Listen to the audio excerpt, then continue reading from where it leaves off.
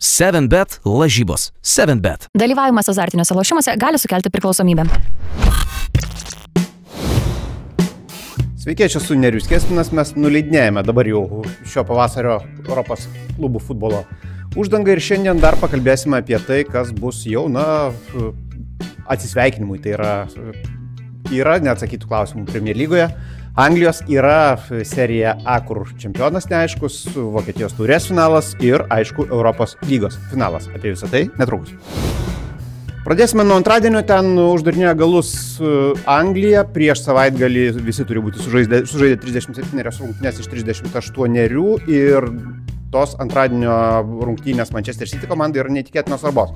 Žaidžia jie namie su Bournemouthu. Tarsi ir jokios tragedijos, jeigu pralaimės, vis dar galima tikėtis iškovojus pergalę paskutiniame ture tą vietą čempionų lygoje išsikovoti, bet nemanau, kad City norės rizikuoti. Tai yra vienas dalykas. Antras dalykas, Bournemouthas moka stebinti. Bournemouthas visai neseniai laimėjo išvykoje prieš Arsenalą, pirmajame rate laimėjo prieš tą patį Manchester City, tik yra momentėlis, yra niuansėlis. Bournemouthas išsprendęs viską šį sezoną, niekur neiškrenta, niekur nepatenka, tai ramiai viduryje, ten porą vietų galima dar pakilti galingai užbaigus sezoną ir tai yra papildomos finansinės injekcijos, bet tai nėra tas motyvas, kuris verstų komandą verstis per galvą. Manchester City toks poreikis yra ir manau, kad Pepas Guardiola šį kartą juos sustyguos, nepaisant to, kad buvo nelaimėta prieš Southamptoną, apmaudžiai pralaimėtas taurės finalas Crystal Palace. Spėju, kad šį kartą viskas turėtų būti gerai, kadangi Bournemouthas atsipalaidavęs, tai bus gana atviros rungtynės, kalbant apie juos. Manau, kad įmuš abi komandas, bet vis dėlto daugiau įvarčių sukrapštys City. Trečiadienį savaitės puošmena, dar vienas angliškas finalas Europos lygoje, šį kartą visiški lūzeriai, beviltiškai žaidžiantis Premier lygoje ir ten tik dėl to, kad tas paskutinis trejetas dar labiau beviltiškas neiškris, kitokio atveju 16-17 vietos jau būtų rizikingos, bet kuriuo atveju jie gali išsaugoti vietą Europoje, jeigu tą finalą laimės. Finalą, kuris vyks Bilbao mieste, ten Manchester United jau lankėsi ir prisimename pusfinalyje Bilbao Atletiką sutvarkė be didesnių problemų. Šį sezoną Tottenhamas prieš MU laimėjo visas 3 rungtynes ir tai tarsi rodo, kad Ange Postecoglou žino, kaip žaisti ir prieš Rubeną Amorimą ir apskritai prieš Manchester United. Bijau, kad to šį kartą neužteks. Be Jameso Madisono, dabar jau ir be Dejano Kulusevskio, sako grįžta Son Heung-minis, bet neaišku, ar jis grįžta ir koks jis grįžta. Aš sakyčiau taip, Manchester United vis dėlto turi pranašumų, vis dėlto tą istorinę atmintį klubas taip pat turi, istorinę atmintį kalbant apie žinojimą, kaip laimėti. Todėl sakyčiau, kad šį kartą taurė keliaus į Manchesterį. Šeštadienis dar vienas finalas, šį kartą Vokietija, šį kartą jų taurės turnyras ir ten puikų sezoną žaidžianti Bielefeldo Arminia, jie ką tik tapo čempionais, jie žaidžia taurės finale, tik yra bėdelė, čempionais jie tapo 3 lygoje. Taip jie yra širdžių čempionai, taip jie po viso to žygio, kai buvo padėti į vietą ir Berlyno Unionas, ir Freiburgas, ir Bremeno Werderis, ir pusfinalyje Leverkuseno Bayeris, jie įrodė, kad gali šiuo formatu žaisti su stipriausiais varžovais ir ne tik žaisti, bet ir prieš juos laimėti, bet Stuttgartui per daug ant kortos, tai yra jie į Europą per Bundeslygą nepateko.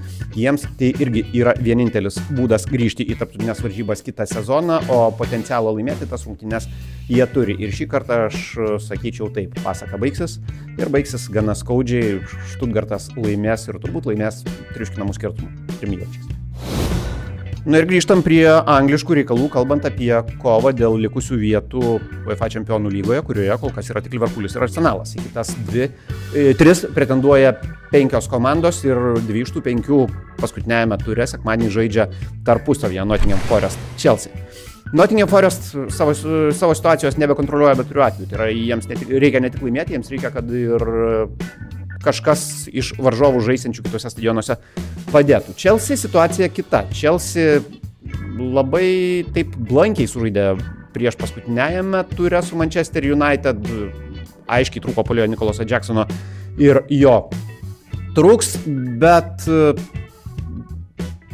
tas dabartinis Chelsea, jie turi charakterį, jie nekartą tai jau įrodė ir sakydamas, kad Chelsea laimės, aš dar vieną argumentą pasitelkčiau. Tai yra, spėju, kad gali tose rungtynėse ateiti akimirka, kai Nottingham Forest supras, kad nebėra dėl ko stengtis. Tai yra, kad kitose stadionuose įvykiai krypsta ne jiems reikalinga linkme, tai yra labai realu ir jie gali tiesiog prarasti interesą žaisti. Todėl prognozuoju Chelsea pergalę ir pergalę galbūt netgi, poros įvarčių skirtumų, sakykime taip.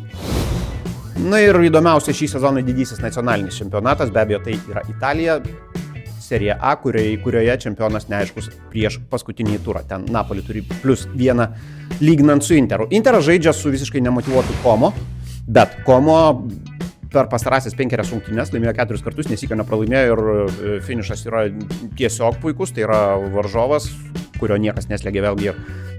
Dar ir dėl to jis gali būti pavojingas, nes mėgausis tuo, kas vyksta. Napoli nereikėtų turbūt darytis į tai, kas vyksta kitur, jiems tiesiog reikia laimėti prieš Kaljerį. Ir bus kova, bus pietų Italijos kova, nevadinkime to derbiu, bet dvi komandos iš pietinių šalies regionų. Kaljerį praėjusiame turėjo užtikrino ramybę, tai yra jie garantuotai nebeiškrenta iš serijos A, vėlgi atsipalaidavimas, nerviniai įtampa aišku labiau slėgs Napolio futbolininkus. Spėju, kad jie reikalų susitvarkys, bet susitvarkys gana sunkiai. Rungtynės turėtų būti nerezultatyvios ir galbūt Napoli vėl išvežtas, kuris juos gelbsti visą sezoną. Prognozuočiau Scoto McTominay'us įvartį. Kol kas, kai kildavo rimtesnių problemų Napoli komandai, būtent senas Škotas juos išveždavo į saugią teritoriją.